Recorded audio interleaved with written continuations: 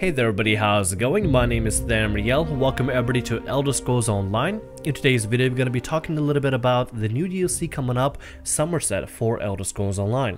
If you're watching the video, the DLC is probably already out by now, and I'm playing it and streaming it and making videos on it as we speak, as well as other content creators and other players playing the game and checking out the new DLC. It's comparably, if not small, as big in landmass to the Morrowind DLC Island. Compared to Morrowind, it doesn't add any new class to play, but it adds a whole new guild and a set of skill lines from the Psijic Order. If you ever played Skyrim and went through the Mage's Guild mission, you will eventually run into a member of the Psijic Order, as well as other members throughout other Elder Scrolls games that are also part of the Psijic Order. Psijic Order has a very strong influence within the lore of the Elder Scrolls series. Summerset contains delves, world events, bosses, open dungeons, and a trial. It also adds a jewel crafting profession, which I will let other crafters cover in detail, as I'm terribly newbie in the art of crafting in ESO and any MMO out there. It just doesn't interest me, doesn't suit my interests, so I don't exactly partake in crafting whatsoever. Before we begin, I would like to cordially thank Bethesda PR for reaching out to me and giving me this opportunity to play the DLC and do live streams on it and make this video. I'm hoping to make more videos and streams on Elder Scrolls Summerset DLC once it's fully out, as I get to play with all the other players and fans of the series.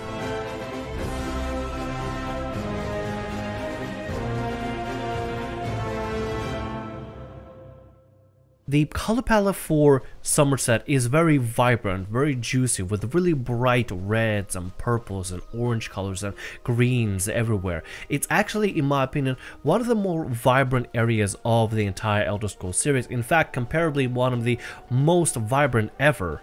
Compared to the Morrowind DLC, which was very murky and dark because it tries to match the ashlands of the Vardenfell, as well as the overall nature and feel of Morrowind feeling more dangerous. Summerset feels a lot more pristine, a lot more clean, a lot more friendly, although it is still filled with a lot of monsters in between, left and right, with griffins and salamanders that want to try to attack you and fight you. There are some areas of Summerset that are filled with a lot of dangerous creatures, but overall the place is absolutely vibrant and beautiful, and the visuals of the new DLC and the new areas are accompanied with this amazing rendition of the classic Elder Scrolls music that has been redone and reworked to have a more triumphant and, dare I say, bombastic and epic feel of the Summerset. Pretty music all around, mystical yet classical renditions of the previous Elder Scrolls tracks. It's absolutely beautiful, absolutely gorgeous, and I love what they've done with the music. The audio accompaniment to the visuals that you see in the game are absolutely stellar, and just as unique as the music you would hear from Morrowind, although a slightly different rendition of the previous Summerset DLC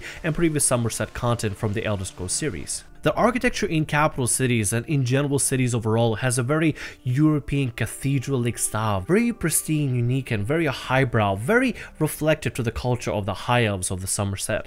It might be kind of punny, and in a way it is sort of reflecting to the actual name of the DLC, but one of my favorite visuals were of the setting sun in the capital cities of the Summerset. It looked absolutely beautiful, the way the sun would reflect in these cathedral-like buildings. It looked visually serene, pristine, and you could even see in the crowds within the cities were wearing a lot of these very authentic armor. Even the guards themselves look very, very shiny in the new Summerset-like outfit. It looks absolutely pristine, the color palette and the shine and the clean look of it all, the very highbrow look of it all. Well, clearly the standard of living is set up to be very pristine and very clean and majestic and beautiful.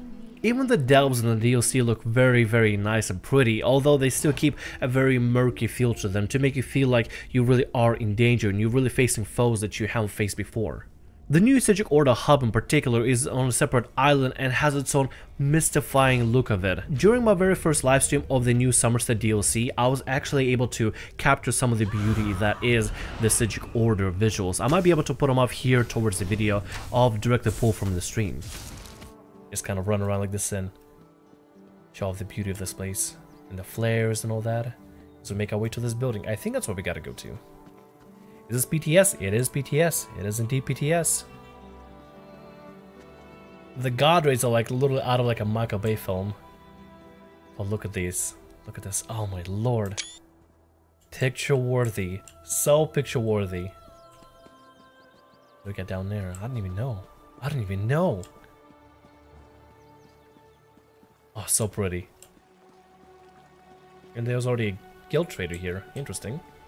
The story aspect of this Summerset I could not give too much in detail, nor could I really go much in detail regarding streams and videos because I was asked directly by Bethesda PR to not stream or record story content. I decided not to play it for myself either in order to make sure I don't spoil any part of the major story content. I would just experience it when it's fully out, so I focused on everything but the main story and did a lot of the side story in particular. But the overall gist of the story is that it takes on the Aldmeri Dominion storyline perspective to the next level, reuniting it with characters like Queen Aren, Razumdar, the Proxy Queen, as well as introducing the Psijic Order key players, as well as the House of Reveries. The Psijic Order storyline was really fun to do, as it opens up a whole setup to the background tribulations and tensions of the story of Summerset between the High Elves and the Outsiders. The way that the High Elves of the Summerset view the other races' interference and entry into the Summerset is rather interesting and will definitely bring up a lot of conflict. I want to talk about it so much, but I don't want to spoil too much on it. But if you ever known of the way that the High Elves think of other races in particular, aside from their own,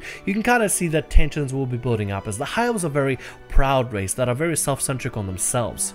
Put them in their own favorite city that's been just recently opened up to the public and to the outsiders, and you can see a lot of tensions rising between the outside races as well as the High Elves of the Summerset. Hell, I could even see a lot of drama happening between the High Elves of outside Summerset and the High Elves of Summerset having their own inside conflict here and there. There's also a conflict between the key abyssal beings within Island, but I wasn't able to cover that too directly because I'm pretty sure that actually goes into the main storyline, so I won't be able to talk about it that much. Just understand that the abyssal beings are a key player as the antagonist within the storyline, and they play a role in it somehow. I'm hoping to discover that a little bit more as we play throughout the actual DLC on the day of the release and I get to stream it.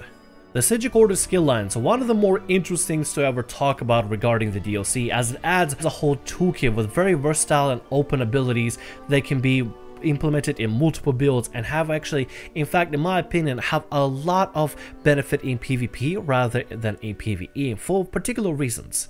You have the ability called Time Stop, which stops time for the opponents and stuns them in place, looks visually appealing, and could definitely play a huge role in soloing some of the content and in PvP. You have Imbue Weapon, which enhances the next light attack that you use.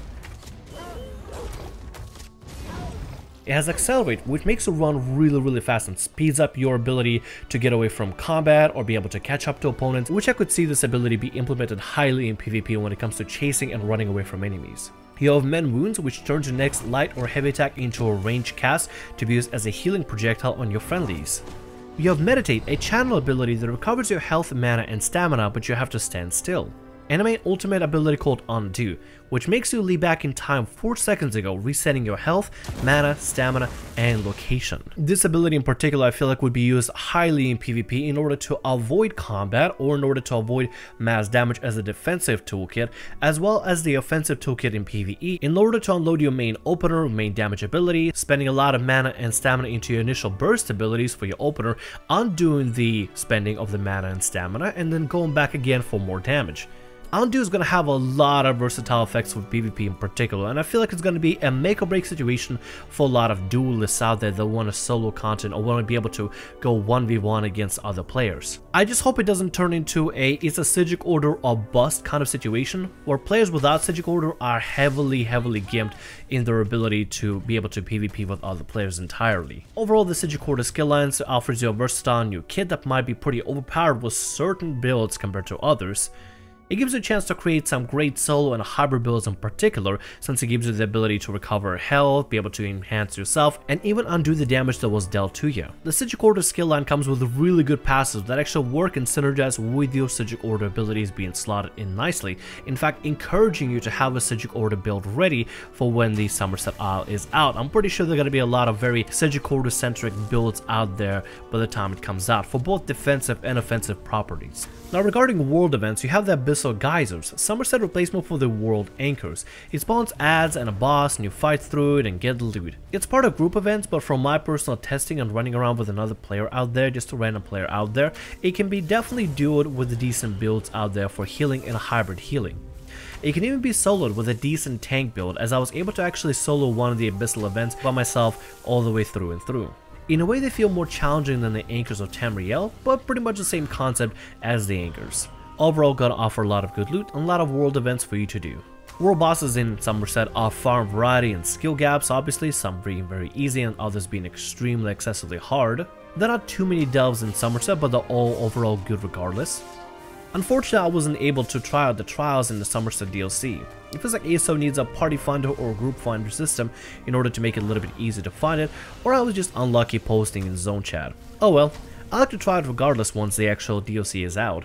Summerset also includes one open dungeon which is vast and challenging. There's no way to solo the bosses as far as I know, so I never got to do the bosses unfortunately, but I was able to go as far as I could in the questline and able to solo the ads and pack of ads all by myself. Overall, it feels like a pretty good challenge, and I'd like to try to run it with a group sometime. Overall, I'm very optimistic and excited for this Summerset. The visual aspects and hopefully the story will back up and really knock it out of the park regarding the worth for the DLC. Elder Scrolls Online always offered a really solid story for their characters, and I hope it gets a little bit more Queen Aran or Razandar's involvement in all of this, as well as more storyline within the Psijic Order. This is the one thing I wasn't able to stream or record in particular, and I decided to keep it spoiler free for myself.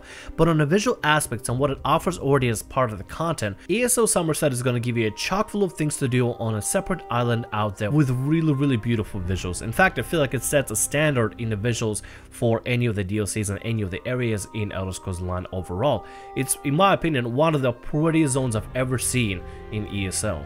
Before I end the video, I'd like to again thank Bethesda PR for this opportunity. I really appreciate that, and I hope to maybe work with you again in the future. If you're still unsure about Elder Scrolls Online Summerset DLC, you can check it out when I'm going to be streaming it and making videos on it, as well to see what the story is all about, and check out the content directly live, as well as ask me any questions about it in the coming days. Nevertheless, I hope you enjoyed the video. My name is Aldmeri. Like, subscribe, and as always, have a great day, and I'll see you on the next video of whatever I make. See ya!